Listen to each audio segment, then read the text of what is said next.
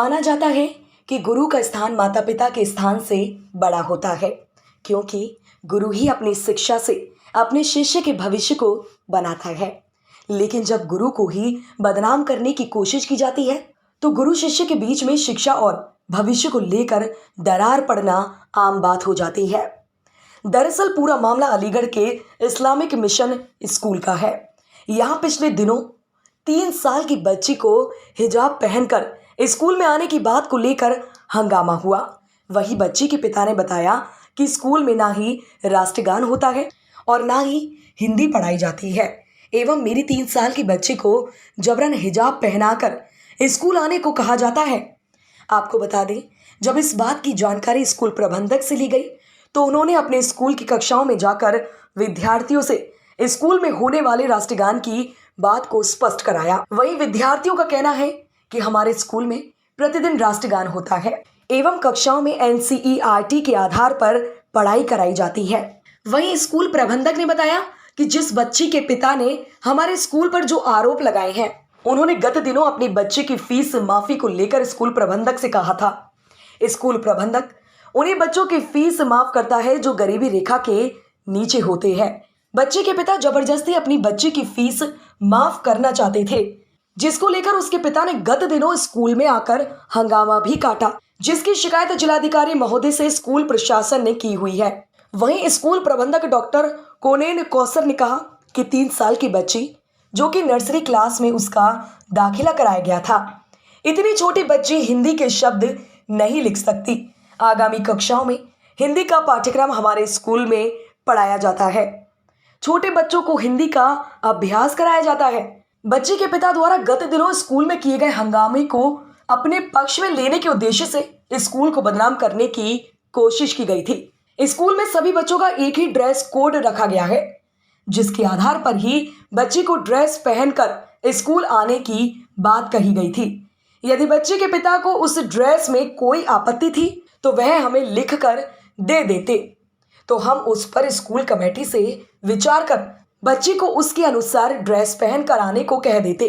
लेकिन लगातार इस मामले को तूल देने के उद्देश्य से बच्चे के पिता द्वारा जबरदस्ती हिजाब पहन कर आना, राष्ट्रगान का ना होना एवं हिंदी ना पढ़ाने का आरोप स्कूल पर लगाया गया है। जी, मेरा नाम अताल गालिब है। मैं कक्षा 8 में पढ़ता हूँ और ये स्कूल बहुत अच्छा है। यहाँ पर हर तरह की पढ़ाइयाँ होती हैं, हर चीज़ को लेकर चलते हैं, दुनिया और दीन दोनों में। और यहाँ पर हिंदी भी अच्छी पढ़ाते हैं और हर एक हिंदी के पार्ट में एक लेसन होता है, जिससे हमें कुछ सीखने को मिलता है। जैसे कबीर की साखियाँ, उनमें बहुत सारी ऐसी चीज़ें होती हैं जो हमें सीखने को मिलती हैं। और मैं बस ये कहना चाहूँगा, ये स्कूल ऑल ओवर हर चीज़ में बहुत अच्छा है, एकेडमिक में भी और पाठशालाओं में भी हर चीज़ को लेकर चलता है ये स्कूल। और बहुत सारी चीज़ों को ऐसी भी हैं जो फिज़िकल एक्टिविटी भी बहुत होती हैं, जैसे ताइक्वांडो और फुटबॉल, और बहुत सारे गेम्स भी यहाँ पर खेले जाते हैं, बहुत सारे कंपटीशन होते हैं। तो ओवरऑल ये स्कूल मुझे बेस्ट है, तभी मेरे पापा और मम्मा ने इसी स्कूल में। क्या नाम है आपका? मेरा नाम इस्मानवर है और मैं 7th क्लास में से हूँ। किस तरह की पढ़ाई होती है आपके स्कूल में? हमारे स्कूल में अखलाकी पढ़ाई होती है, जो दुनिया के लिए होती है, एजुकेटेड पर्सन के लिए। किस सब्जेक्ट की स्टडी होती है? हम सारे सब्जेक्ट्स पढ़ते हैं, Hindi, English, science, maths, computer, SST।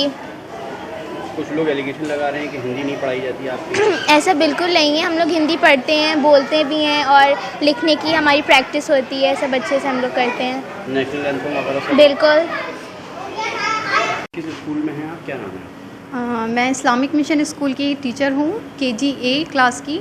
यहाँ स्कूल में सभी सब्जेक्ट्स पढ़ाए जाते हैं, हिंदी और जो भी हम लोगों को मतलब टाइम टेबल दिया गया है, और भी बहुत सारे सब्जेक्ट हैं, हिंदी, अरबिक, इंग्लिश, मैथ्स, सभी सब्जेक्ट प्रॉपर टाइम टेबल के साथ दिए जाते हैं।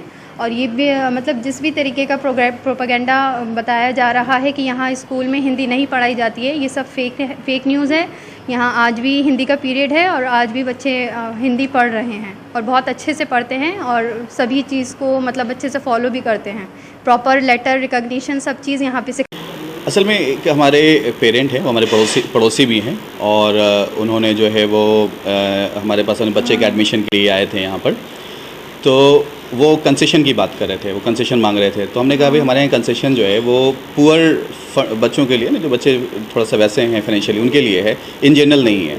तो वो बहुत प्रेशर बनाया उन्होंने, बहुत कोशिशें की, लेकिन हमने कहा कि हमारा एक सिस्टम है, अगर आप चाहें फॉर्म भरें उसका पुअर फंड का, उसमें देखें आप, तो बहरहाल उनको कंसेशन यहाँ से नहीं मिल पाया स्कूल की फ़ीस में। वो वहाँ से उन्होंने जो है वो इसको मतलब पॉइंट को लिया।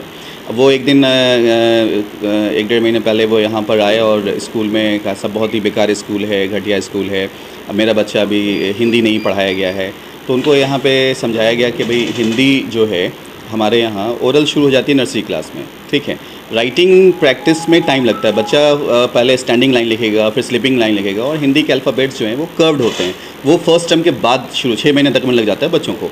तो वो उन्होंने ऑफिस में बहुत हंगामा किया इसको लेकर के। फिर उसके बाद हमने कहा कि आपको अगर करना है तो ग्रीवांस कमेटी हमारी बनी हुई है, उनसे जाके मिल के बात कर लें। तो वो वहाँ पर जो ऑफिस में स्टाफ थे, उन्होंने ग्रीवांस कमेटी से उनकी मीटिंग करवाई। वहाँ भी जाकर के उन्होंने इसी चीज़ को कि साहब हिंदी को लेकर के उन्होंने वहाँ पे बहुत बात की। तो उनको यही समझाया गया कि हिंदी का एक टाइम है, लिखने का एक टाइम होता है, ओरल शुरू हो जाता है, ओरल बच्चे जानते हैं। तो जिस पेरेंट्स ने ये आरोप लगाए हैं, आपने कहा कि उसने स्कूल में आके हंगामा किया कि आपने इसकी शिकायत किसी अधिकारी को की? जी, हमने यहाँ पर पुलिस चौकी में जो पटवारी नगला है वहाँ पर कंप्लेन किया।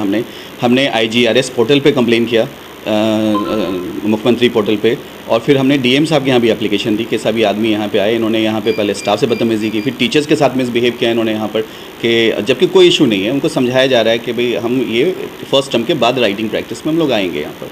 तो ये चीज़ यहाँ पे हुई है। राष्ट्रगान को लेकर भी उन्होंने कुछ कहा है कि आपका राष्ट्रगान नहीं होता? ये हमारे यहाँ राष्ट्रगान जो है वो असेंबली में होता है, ठीक है, रोज़ाना असेंबली में बच्चे करते हैं, ठीक है। ये तो सिर्फ एक कहते हैं ना दुश्मनी निकालने वाली बात है। अगर हमने उनको कंसेशन नहीं दिया तो वो उसको लेकर के, जबकि हमारे पड़ोसी हैं, हमारे पड़ोस में रहते हैं, वो साहब सामने में उनकी दुकान है परचूनी की।